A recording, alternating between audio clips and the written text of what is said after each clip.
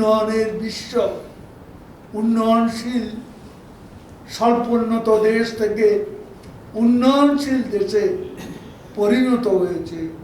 সারা বিশ্ব যে বাংলাদেশকে সমীহ করে, সেই বাংলাদেশকে খাটো করার জন্য, ছোট করার জন্য, সেই বাংলাদেশের ভাবমূর্তি ক্ষুণ্ণ করার জন্য এই স্বাধীনতা বিরোধী, মানবতা বিরোধী, মুক্তিযুদ্ধ বিরোধী, গণতন্ত্র বিরোধী অপশক্তি এই লুপ্তরাজ এবং হত্যাকাণ্ড এই তাণ্ডব চালিয়েছে।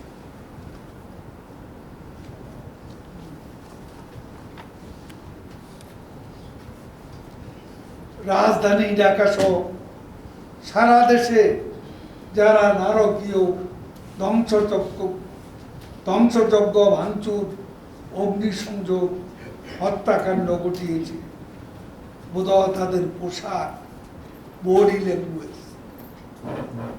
অ্যাটিটিউড পর্যবেক্ষণ করলে বোঝা যায় তারা কোনো সাধারণ আন্দোলনকারী নয়।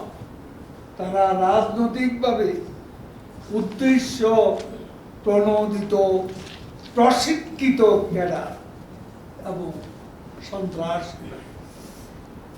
বিএনপি মহাসচিব অর্বাচীনের ন্যায় একটা প্রশ্ন তুলেছে, বিএনপি নেতা কর্মী জড়িত থাকলে তাদের সে সময় কেন গ্রেপ্তার করা হলো?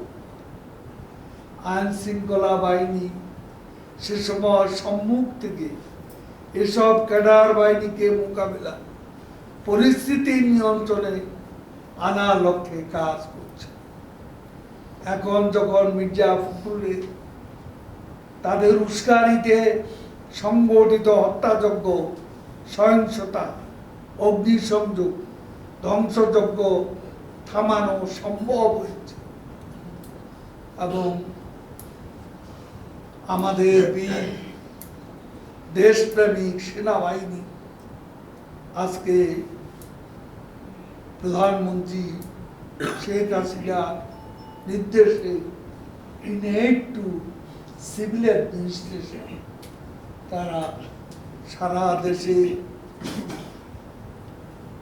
জনজীবনে শান্তি ফিরিয়ে আনার ইতিহাস অর্পিত বিপদ সংকুল দায়িত্ব পালন করছেন যথাযথভাবে। আজকে আইন শৃঙ্খলা বাহিনী তদন্তে যখন স্পষ্ট উঠেছে বিএনপি জামাতের ষড়যন্ত্র, নৈরাজ্য, নাশকতার তথ্য পাওয়া যাচ্ছে, নির্দেশদাতা, অর্থদাতাদের পরিচয়, মির্জা ফখরুল থলের বিড়াল বেরোতে শুরু করেছে, আন্তর্জাতিক তদন্তের দাবি তুলছে। বিএনপি সবসময় দেশের উপর, দেশের জনগণের উপর আস্থা না রেখে বিদেশি প্রভুদের উপর ভর করে রাজনীতি করে। এক্ষেত্রেও তাদের সন্ত্রাসী চরিত্র, তাদের সন্ত্রাসী চরিত্র উন্মোচিত হওয়া, সেটা থেকে দায় মুক্তির জন্য তারা বিদেশিদের হস্তক্ষেপ দাবি করছে। আমরা শিক্ষার্থীদের পুঁজি করে বিএনপি, জামাত, ছাত্রদল, শিবির, জঙ্গি গোষ্ঠী, উগ্র বামপন্থী সহ দেশি বিদেশি কুচক্রী মহল অবৈধভাবে সরকার হটানো অপচেষ্টা চালিয়ে যাবে, সেটা আমরা হতে দিতে পারি না। এই অশুভ চক্র ব্যর্থ হবে ইনশাল্লাহ।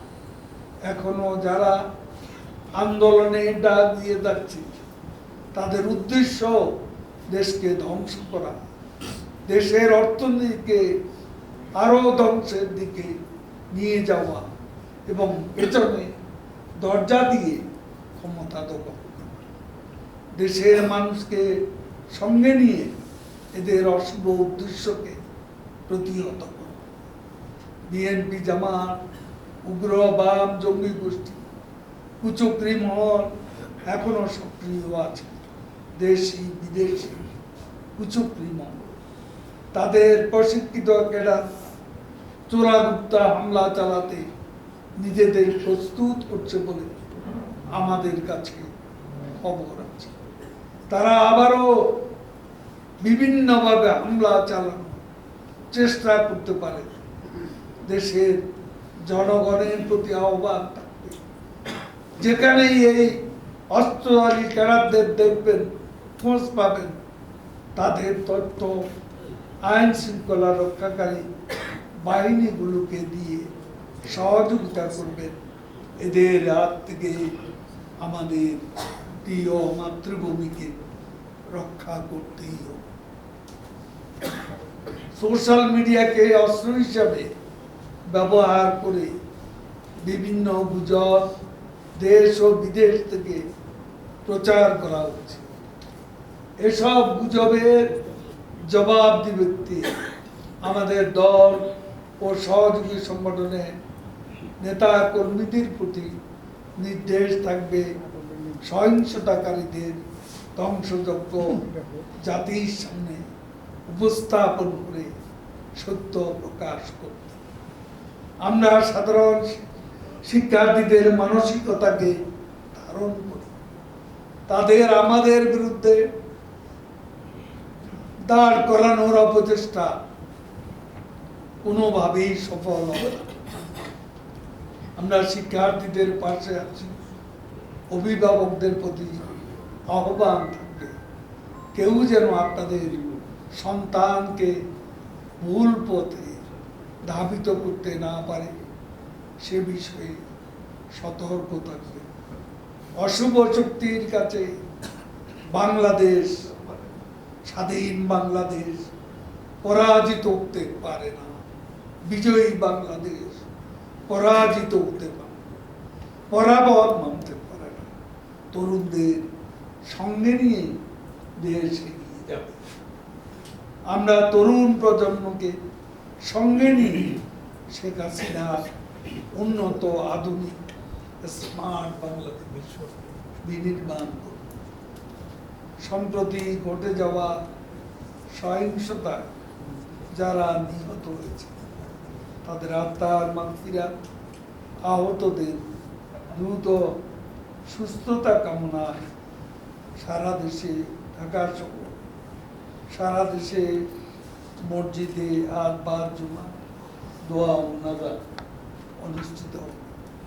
একই সঙ্গে আগামী 28 জুলাই 2024 রোববার মন্দির, মসজিদ, প্যাগোডা সহ সকল ধর্মীয় উপাসনালয়ে বিশেষ প্রার্থনা অনুষ্ঠিত হবে।